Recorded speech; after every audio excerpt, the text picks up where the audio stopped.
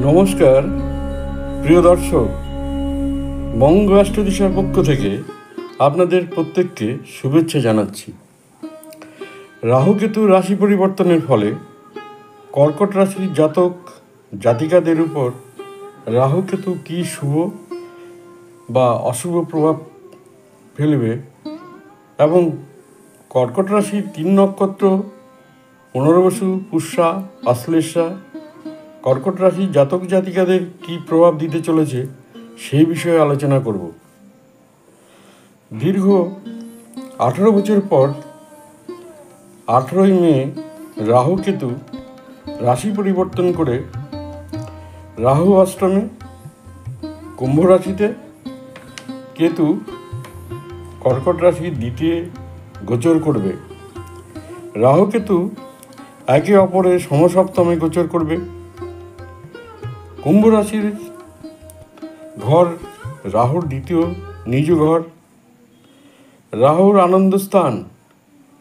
কুম্ভে রাহু খুবই শক্তিশালীভাবে গোচর করবে। কেতু যখন সিংহ রাশির ঘরে অবস্থান করবে, সিংহ রাশির ঘর কর্কট রাশির দ্বিতীয় ঘর অর্থাৎ দ্বিতীয় ভাব। কেতু সিংহ রাশিতে গোচর করার ফলে অপ্রত্যাশিত শুভ ফল প্রদান করবে। আবার কেউ কেউ অত্যাধিক ইমোশনাল ও আধ্যাত্মিক হয়ে যেতে পারেন। রাহু কেতুর গোচরে আপনাদের জীবনে অপ্রত্যাশিত শুভ ও অশুভ প্রভাব ফেলবে। দীর্ঘ 18 বছর পর 18ই মে রাহু গোচর করবে নিজ ঘর কুম্ভ রাশিতে।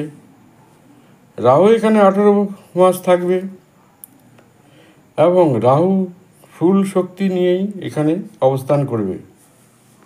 রাহু কুম্ভ রাশিতে স্বাচ্ছন্দ্য বোধ করবে। রাহু অষ্টমে থাকার ফলে কারো কারো ক্ষেত্রে খুব ভালো ফল পাবে, কারো কারো ক্ষেত্রে আবার খারাপ ফল পাবে। এতদিন কর্কট রাশির নবম ভাবে রাহু অবস্থান করছিল। কর্কট রাশির নবম ভাব বা নবম ঘর হচ্ছে মীন রাশির ঘর। মীন রাশির অধিপতি হচ্ছে বৃহস্পতি। বৃহস্পতির ঘরে রাহু, সেক্ষেত্রে গুরুচণ্ডাল দোষে দুষ্ট হয়। গুরুচণ্ডাল দোষ থাকার ফলে অর্থ নষ্ট হয়ে যায়, পেটের সমস্যা হয়, হজমের সমস্যা হয়, ভাগ্যের বিড়ম্বনা হয়েছে।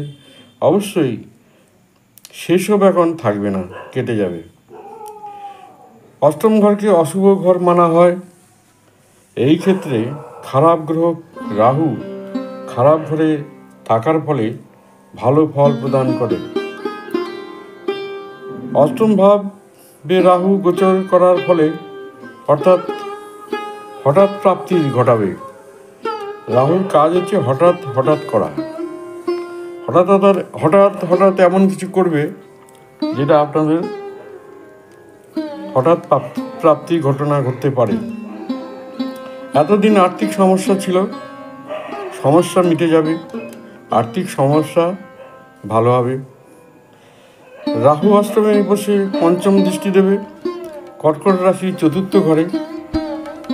অষ্টম ঘর রাহুর নিজ ঘর, ফলে আপনাদের গাড়ি বাড়ি হবে, বাড়িতে আনন্দ অনুষ্ঠান হবে। রাহু অষ্টমভাবে বসে সপ্তম দৃষ্টি দেবে কর্কট রাশির দ্বিতীয় ঘর হচ্ছে অর্থের ঘর। আপনাদের ইনকাম যেমন বাড়বে, আবার খরচও বাড়বে, কিন্তু আত্মীয় কুটুম্বের সাথে সম্পর্ক খারাপ হতে পারে, মুখের বাক্য খারাপ হতে পারে। সেক্ষেত্রে মানুষের সাথে সংযত আচরণ করতে হবে। এই সময় দাঁতের সমস্যা হবে, দাঁতের যত্ন নিতে হবে। কর্কট রাশির দ্বাদশে রাহু দৃষ্টির ফলে রাহু কর্মপ্রাপ্তি, নতুন উৎসাহ, উদ্দীপনার সৃষ্টি করবে। রাহু বিদেশে যাত্রা করিয়ে দেবে, অর্থ লাভ হবে। আপনাদের আধ্যাত্মিক ক্ষেত্রটি শুভ হতে চলেছে। এখন আলোচনা করব কর্কট রাশির 3 নক্ষত্র নিয়ে। যারা পুনর্বসু নক্ষত্রে জন্মেছেন তাদের ক্ষেত্রে স্বাস্থ্যের উন্নতি হবে, পারিবারিক বিষয়ে শুভ ও ধনলাভ হবে। পুনর্বসু নক্ষত্রের জাতক জাতিকাদের পদমর্যাদা বৃদ্ধি হবে, অর্থবৃদ্ধির সুযোগ আসবে। প্রতিকার: প্রতি সোমবার বিল্লপত্রে গঙ্গার জল সহকারে শিবলিঙ্গে অভিষেক করতে হবে। যারা পুষ্য নক্ষত্রে জন্মেছেন তাদের ক্ষেত্রে অনেক দিক দিয়ে শুভ হবে। মাঝে মাঝে শারীরিক সমস্যা হবে, স্ত্রী এবং সংসার বন্ধুবান্ধব দ্বারা কিছু সমস্যার সৃষ্টি হতে পারে। অন্যান্য সকল বিষয়ে শুভ ফল লাভ হবে। মন স্বাস্থ্য ভালো থাকবে, ধন উপার্জন প্রচুর হবে, শত্রু পরাজিত হবে, কিন্তু সন্তানের সমস্যা হতে পারে। পুষ্য নক্ষত্রের জাতক জাতিকাদের ক্ষেত্রে অশুভ প্রতিকারের জন্য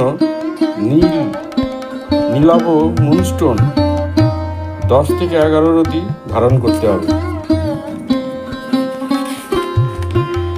অশ্লেষা নক্ষত্রের জাতক জাতিকাদের ক্ষেত্রে বর্তমান বর্ষে অনেক প্রতিকূলতার সম্মুখীন হতে হবে।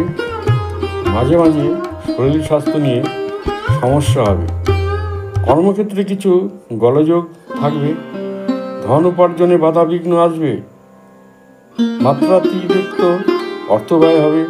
সংসার, পরিবেশ, দাম্পত্য কলহ, সন্তানের অসুস্থতা হবে। শিক্ষক, অধ্যাপক, গবেষক ও সঙ্গীত শিল্পীদের সময়টা তুলনামূলকভাবে ভালো যাবে। প্রতিকার: এই সময় শিবের আরাধনা, শান্তি লাভ করবেন।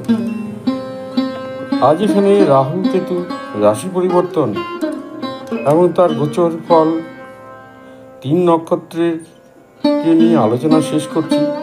ভালো থাকবেন, সুস্থ থাকবেন। ধন্যবাদ।